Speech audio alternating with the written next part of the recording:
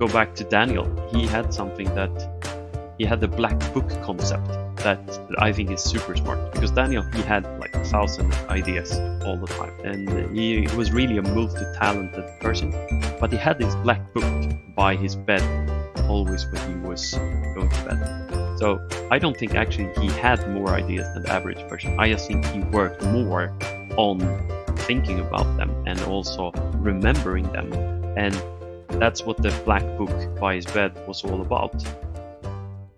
Welcome to the Business Developer Podcast with Sujay, a source of inspiration for business developers. By listening to this podcast, you may gain some ideas, inspirations, or food for thought towards your own journey of developing your business successfully, now or in the near future. Thanks to each one of you who liked the previous episode with Vijay Prabhat Kamlakara, wherein Vijay shared his learnings during his journey of building story trails, and also how he and his organization has been on a continuous reinvention journey ever since they started 13 years back. In this episode, we shall learn from the journey of another business developer, Jonas Theodorsson. Jonas is the co-owner and business developer at Keywordio. He is also a frequent speaker at Google, at Royal Institute of Technology or KTH in Stockholm, and Stockholm School of Economics on topics related to growth for global e-commerce companies. So with further ado, please join me in welcoming our guest, Jonas. Hello, Jonas. Welcome to the Business Developer Podcast. Thanks for taking out time to join this episode. Hi, Sujay. Nice to be here. Thanks to inviting me. That's great, Jonas. To give you a brief about this podcast, Jonas, the objective of the Business Developer Podcast is to make a difference in the lives of those who are working hard to develop their business, who could get some inspiration from listening to people like you and then go on their journey, get some ideas, food for thought, and develop their business further now or in the near future. So to get started, Jonas, can you help our listeners learn about you? If you can tell the story of your life. Yeah, sure. I studied at the Royal Institute of Technology in Stockholm, KTH, and I studied 15 years ago, and I studied applied mathematics. And I think I really appreciate that time of my life because I got to spend the time with a lot of talented people, and we were really learning new stuff every day. That's a type of environment that I really, really like. And then I continue on to work for a consultancy company for around 10 years, where I was both working as a consultant within this space of applied mathematics. And I ended up actually doing over 1,000 interviews trying to find really talented people to work with. And that is an area where I really learned to find people that really stood out. And there's really one person that definitely stands out from the crowd there. And that was Daniel. I worked together with him for around 2 years. And then one morning he just came in the office and he looked a bit stressed and a bit pale, I would say. Then he said like, Jonas, sorry, but I have to quit. And I was like, okay, why? He was like, yeah, but I got this unique opportunity to work for Google. So I said congratulations to Daniel. He moved to Google and he was really a person that really stood out. So I stayed in touch with him and I stayed in contact with him. And at Google, Daniel, he met a lot of interesting people and he worked there for a couple of years. And he realized that there's a lot of companies within e-commerce and online sales that are not doing the optimal setup in terms of running marketing. So that's why he actually decided to leave Google and to start his own company together with one of his best friends of Google. And I have a lot of things that I'm grateful for in my life, and definitely meeting Daniel is one thing. For example, when he left the consultancy company, the person who replaced him at the company is today my wife, Louise. So being able to work at the company that Daniel started 6 years ago, Keywordio, where I work today, and also having 2 kids with my wife, it's also a lot of connected to why I met Daniel. So I have a lot of things I'm really grateful for meeting Daniel, I would say. Yeah, you never know where life takes us, right? And the people that we meet and how the connections happen. And you just need to be open and present on those moments. Right? Yeah, definitely. Yeah, and I guess that's for a lot of people. You meet a lot of interesting people along the journey, and of course, then I think it's important to try to stay connected to many of them. Right. But there's also I have a really sad part of this story as well, because Daniel, he actually got diagnosed with cancer and he got a brain tumor. So it went actually that far that me and Morten, founder of Keywordio, we were at Daniel's funeral together. And that is definitely something that has really impacted my life. And this is also something that I think there's a lot of people who have this kind of experience in their life. Yeah. And of course, it's a really sad part. But I am very grateful on the time and everything I have learned from Daniel. Yeah, and those experiences, those gives us an important life lesson that life is so fragile. Mm, mm, And that means we need to live every day. exactly. We need to count our blessings every day. And I think also it's maybe I would say call it sad that well you need Yeah, to experience situations like that to yeah. really appreciate everything you have. Yeah, that's true. I believe that's a little bit of a human nature. Once it doesn't happen close to you, most Mm, human beings are aloof from that, right? exactly. Yeah, that gets into a very philosophical question. Now, coming back to this, and I could have those discussions with you certainly sometime. Yeah, yeah. Yeah. Now, tell us about, I heard Keywordio. What does Keywordio do? What is the why behind Keywordio? Keywordio, in short, we grow online sales for a company that sells something online. If that is an e-commerce or, for example, let's say that you were selling cars, for example. Maybe you don't have that many cars that you actually sell online, but you probably have something that is valuable happening on your page. So, for example, cars, you would probably have test drives sign up. You know that, oh, I need to have X amount of test drives to be able to sell one car, and that you have a valuable action. So that is what we are really solving for our customers. But in terms of the why behind Keywordio and why I think it's really interesting, I think there's a lot of people talking about like technology will move really fast today, and I think it's the other way around. I think technology will never move as slow as it is today. And I have one story that I would like to share that this was like roughly a year ago. I went down to kindergarten and picked up my youngest son Otto, and he was at that time he was like around 1.5 year and he didn't speak. But I actually saw that they were playing with QR codes in kindergarten. Wow. And I think that is really, really cool. So what they were doing, they were in the morning, they were out in the park talking about different birds, for example. And then when they came back in, they had put up pictures of the birds with a QR code on the side. And all the kids actually knew how to scan the QR code. They ended up on a landing page. They could see the bird again and they can listen to the bird. And I think that imagine when Otto's friends grow up and all the ideas that they will have and what they will be able to do. I think that is so cool, and I really look forward to see that. And I think that is maybe more of the long-term part to really be the future landscape of technology. That's really interesting for me personally. That's true, and I agree with you. I've seen my kids grow up and also seeing other kids here, the way they are exposed right now. And if we imagine our childhood, it was so different. Mm, They are from the birth getting exposed to those technology, and I think the mind will take them a very different trajectory of thinking. yeah. If that could be channelized into the positive side, it will really be bright signs for us. Definitely. And I think also that being able to use technology in a smart way, of course, that's always going to be really interesting. And if you look into marketing or online sales, I see three areas that are a big challenge if you look at what's the challenge today. Mm. So you typically run marketing on Google Ads, Facebook, or maybe some of the new platforms, for example, maybe TikTok or Snapchat, for example. But every time when these kind of platform starts to work for e-commerce, for example, and generate revenue, it gets very crowded quite fast. Yeah. And that means that typically the business model that you typically have is that you pay per click. And that is something that I see is increasing really fast for a lot of companies. And of course, that's a challenge to, if your marketing cost increased like 40% year over year for this, then it's going to be really hard to actually have a sustainable business long term. Yeah. And then, of course, finding talent within online sales and digital marketing is also getting very tough. For example, we work today with finding these talents in Dublin, Stockholm, Amsterdam, and in India, and it's still really tough. But if you only work local in one city, then it's going to be even tougher.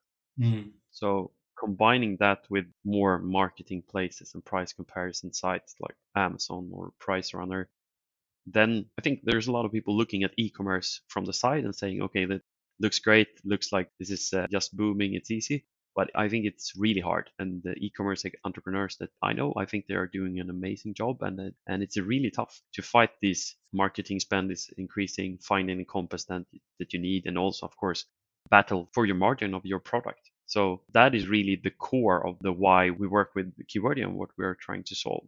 So that's interesting, I think. Yeah, that's very interesting and immense going forward. And in the present times, like as you said, e-commerce, everybody is looking to e-commerce and it has a notion of booming. But how do you cut through the clutter is a key challenge or even a key differentiation, right? Mm, mm, If companies can cut through the clutter well.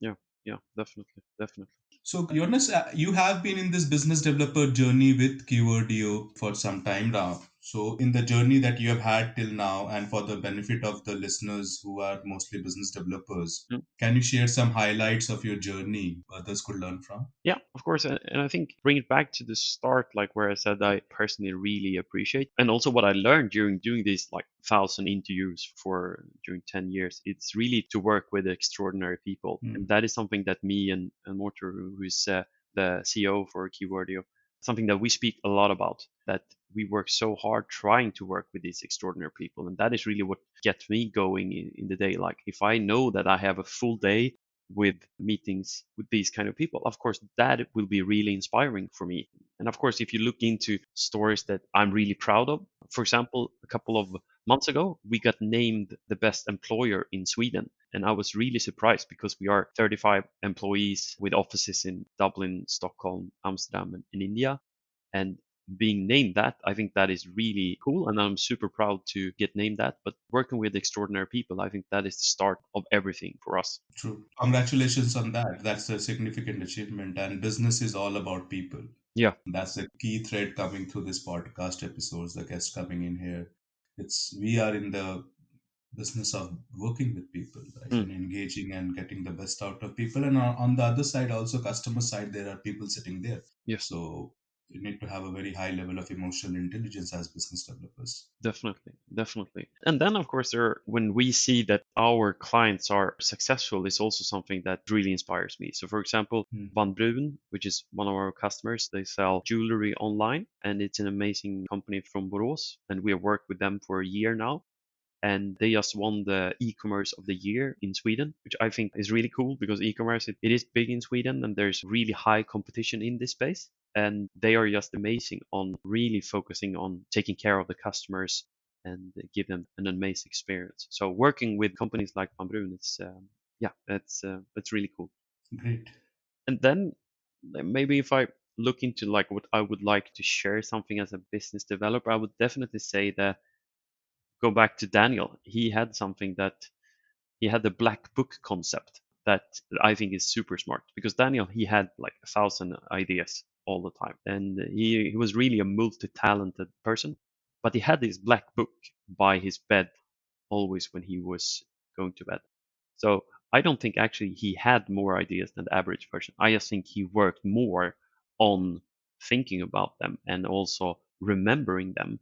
And that's what the black book by his bed was all about. So I have a black book by my bed, but I also realized that I need to have something closer because it's not always when I go to bed I have the best ideas. So right now I have everything in one place on my phone, so I can always, if I get something, then I can write that down.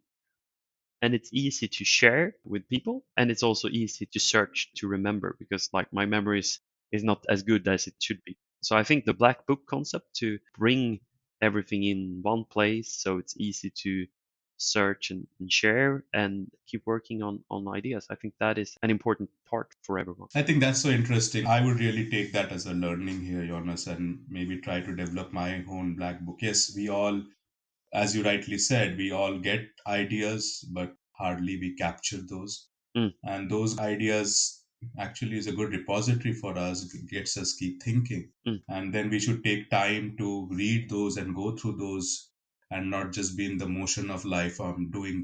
We need to keep time to ourselves where we ponder upon those ideas and spend time thinking. Yeah. And I think definitely think the more you share and the more you talk about different ideas, of course, then you get like new developments of those as you go. So I think, yeah, the more you share, the more ideas you will get and the more inspiration along the way. Yes, and yeah, it will create better versions of itself and it gets more ingrained in your memory then I believe. The ideas that you talk of and you Yeah. keep improving then. upon every sharing and upon every discussion. Exactly. And definitely, I think the spaced repetition of looking into things, I think that is definitely one of the things that probably works the best for me in terms of really get that to be into the memory. So, if I read it once, probably not, but I read a book once and then I take a lot of notes based on that. And then I read the summary and then I speak about it later or I share it on a seminar or something. Then, of course, I will remember that completely different and a lot better than if I just would keep it to myself, I would say. Yeah, thanks for bringing it up. I think that should be a key takeaway for business developers and try to implement that in their life and execute that. Yeah. Another point I feel that even though we think of those, execution is the key. We need to put those best practices, good practices in our life. Yeah. Great, Jonas. Now, shifting to the other side, maybe on the difficult side, every journey has its highlights and also maybe roadblocks and challenges. And I believe those roadblocks and challenges gives us significant learning. At least that's my thinking. I spend more time analyzing the roadblocks and challenges and try to see how I could do it better. Mm. So, with that background, will you be okay to share some of the roadblocks or challenges you have faced in your journey till now so that we all can learn from it? Yeah. Yeah. Sure. Sure. And I think maybe one of the first thing that comes to my mind in terms of that is actually how extremely hard it is to get people's attention today. So, for example, if you have a website and it takes that website more than 3 seconds to load, then probably half of your traffic will bounce based on that. So, 3 seconds, that is like nothing. And if I send out 100 emails to really personalized that has some valuable content that you worked really hard on and trying to solve something for these customers, for example, then maybe a couple of percent will respond. Or if you are an e-commerce entrepreneur and you have developed your own products, maybe you have designed your own shoes or t-shirt and you work really hard on that for a long time and you get like 100 people to coming into your site. If one person buys your products from that, then yeah, that is probably going to be what you should expect. So getting people's attention is really hard and is something that if you look at, for example, e-commerce from the side, you probably don't realize how tough it could be. And for that, in terms of solving these kind of things, it is all about always trying to do better and learn new stuff and be really open to test a lot. If you have 10 ideas, I can almost guarantee that probably 7 of them will fail. Of course, you need to find the good things in the fails so that you can bring into the future. To build upon that, so people attention is not only a challenge on the customer side, it is everywhere. It's maybe in your team also. Mm. Yeah. That's one of the negative aspect of technology. It has reduced our attention span. Yeah. So even working with the team, your team, getting their attention, working with your partners or investors, so getting those people's attention, and finally business is with people and technology is just a tool. So I think that is a challenge all of us are grappling with, to maintain that attention with all the people that we are dealing in our business, not only customers. And I think also for myself, I am, that is actually, it is tough for example, email, which is a great example. I actually work right now trying to solve email for myself because it is so easy to get caught up, spend too much time on it, and you end up doing things that should not be focused. So yeah, attention, it's a big challenge, even on a personal level, I would say, as well. But I think there's one key learning in terms of like from a business development perspective on this. I think it's that you should not start trying to solve, if you're building a product service like software as a service or something like that. I think it's really important that you don't start thinking about something that okay, how do we make this scalable? Okay, this needs to be scalable. I think you should actually start completely the other way around. Okay, how can I impress one customer? And how can I really make that customer be so amazed? And then, okay, how can I do this for 2 people? How can I do this for 10? How can I do this for 100? So you don't start with, okay, how can I solve this for 100,000 people in the beginning? Because then you won't be able to design the experience that needs to be there, which can feel really counterproductive to actually think about it as one to one in the beginning. Yes, right. Yeah, and maybe at times that trap is also laid down if you discuss with investors. When you come to investors, the key question of the investors come, okay, how can you make this business scalable? Mm, mm, mm, mm, Right? mm, Because they are thinking from a different perspective, and then the entrepreneurs or the business developers get too much drawn into that yeah. question or that side, and then forget that near term and today's problem. And as you said, today's objective is to impress that one customer they're dealing with, Mm, two customers, and then go from there. mm, mm, mm. I think that's a very interesting thought. And I listened to a really great interview with Brian Chesky, who founded Airbnb. Okay. I think it was quite fun because they were in the beginning, they were actually visiting all their hosts. They had some traction in the New York area, for example, and they were actually visiting them in person to take the photos of the apartment.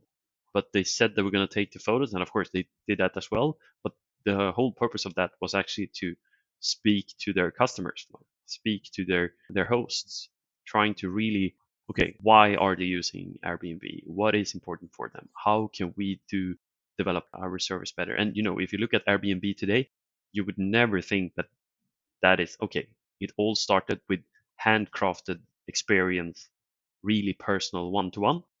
But I think that is so important for any business that you're developing today, to really start from that. True, true. Even though that's becomes a more challenging or a more important question to ponder upon for an e-commerce or a distance-based business, right? Mm, How can you still bring that handcrafted experience? And Airbnb, you brought a good example. What is it is today is not how it started. mm, mm, So business developers needs to have that perspective that the how of the business evolves over time, mm, mm, and you should not be looking at comparing Airbnb what it is today and then try to set up a business in a similar model, mm. because that's not how Airbnb started. Right? No, no, no, no, definitely. Not. Great, Jonas. So that leads me to maybe a next question I wanted to bring up. In your experience, what are the top maybe three character traits that you see in business developers who go on becoming successful in their business? Yeah.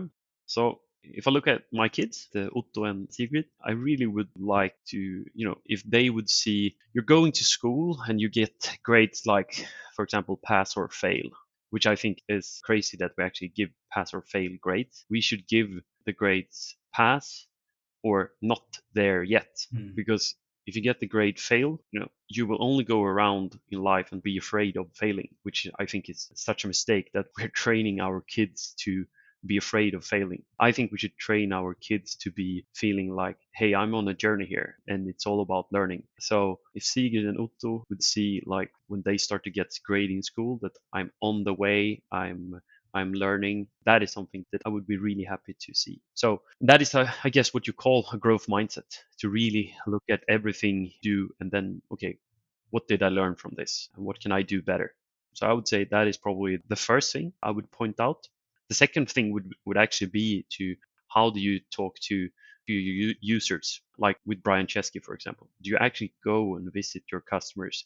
Do you see them in the eyes and really try to understand how they are doing, like what is really the challenge for them? And then I think the third is all about surrounding yourself with extraordinary people. And I think people that do those three really good, if you're looking at failures and always try to learn, really great on talking to users, and you surround yourself with extraordinary people, I think you will be very successful, and I think we will have a really fun time as well. Those are the three I would say. That's great. I think, Jonas, thanks for sharing those. I also see those are very important behavior traits for a business developer to become successful. So, as we draw close to this discussion, Jonas, one question that I ask most of our guests, and I wanted to bring it up, which is the topic of unlearning. Have you come through such moments in your life where you had to unlearn some good thing from your past and learn something new in the present? Can you share some of those experiences? Yeah, sure. When I was looking for the next step in my career, Mm-hmm. I think it's really natural. Then you aim to actually, well, you aim for signing a new job, getting a yes, and then like, okay, I need to get a yes to do that. But I also realized that only made me like disappointed when, for example, I got a no from a job that I applied to, and I realized that I learned so much during a recruitment process. So why should I actually think a no should be a bad thing? So I started to think about this the other way around, and I started to collect the no's instead. So to unlearn getting the yes, and to learn getting the no's and actually collect the no's. So I really appreciate that, was something that was really good for me. Yeah, it's really good because you learn a lot in a recruitment process, for example. Right. Yeah, and then another thing is that, yeah, just because I have a background in applied mathematics, I think that data is really interesting, but I also realize that there's a lot of people that doesn't think it is that interesting. Listen to the people that you are meeting and understand like what is important for them. Just because I think it is important doesn't mean that they think it is as important. So I would say that is also something I would point out for that. And maybe the last thing, I mentioned before, trying to solve email for myself, something I haven't solved it, but getting rid of all the notifications, don't have Gmail app on your phone, and really work to disconnect. This is something I need to unlearn how I do emails. No, thanks for bringing it out. The third one is also an unlearning target for me. And most of us in our generations, right, when we were in like the 2000s era, we started learning emails. And I think many of us now realize we have to unlearn those email usage. Yeah. Tell me when you solved it because I haven't solved it. Surely, I will let you know. Thanks a lot. So, with the great discussion, Jonas, today. Before we move on, would you have anything to share with the listeners today? Yeah, I'm a big believer on sharing content, sharing ideas, and doing that. And we have a lot of content. So, for example, I do a lot of guest speaks or guest lectures at Royal Institute of Technology in Stockholm or at the Stockholm School of Economics on the future of digital marketing and retail. And many of those events and webinars you can watch on our homepage. You can just go into keywordio.com/event. Then you will find all the events that we have done, which is free. You can look them up and learn more about digital marketing and online growth, typically in the e-commerce space. And of course, we always look for extraordinary people. If you would like to know more, look at our career page. That's great, and thanks a lot, Jonas, for the noble gesture that we must need to share, and you are continuing on that sharing journey. I think that will make the world a much better place for us and help each other, right? Great. If some of our listeners, as you said, would like to connect with you, how could they reach out to you? So the easiest would be just to go into to LinkedIn and add me on LinkedIn. Great. So look forward to get you back onto this podcast sometime in the near future. Try to see what new ideas you're working on and how much your business has developed. So thanks a lot for today, Jonas. It was really interesting to hear your thoughts and the insights and whatever you have shared with the audience today. Very much thank you for that. Thank you. Thank you very much. Okay, great. You have a nice day ahead, Jonas. You too. Bye bye. Bye bye. Maintaining a black book of ideas is a smart thing to do for business developers. I have taken that as one of my learnings from the discussion with Jonas. What learnings have you taken? It is important to draw our own learnings from the life situations we face, even from listening to a podcast. One hack to increase or deepen our learnings from a podcast episode that I have heard from an avid listener is to share and discuss the content with your friends or family members and have an open discussion to exchange diverse perspectives or points of views. Give it a try and experience how it worked for you. Hope you could gain some ideas, inspirations, or food for thought towards developing your own business now or in the near future. Do give me a high five if you liked this episode. I would also love to hear your feedback and suggestions for improvement. You have multiple channels to do so on LinkedIn, YouTube, Instagram, or email me directly. My contact information is provided in the episode notes. That's it for now. See you again in the next episode of the Business Developer Podcast. Stay happy, healthy, curious to learn, and remember, maintain your black book of ideas. Bye for now.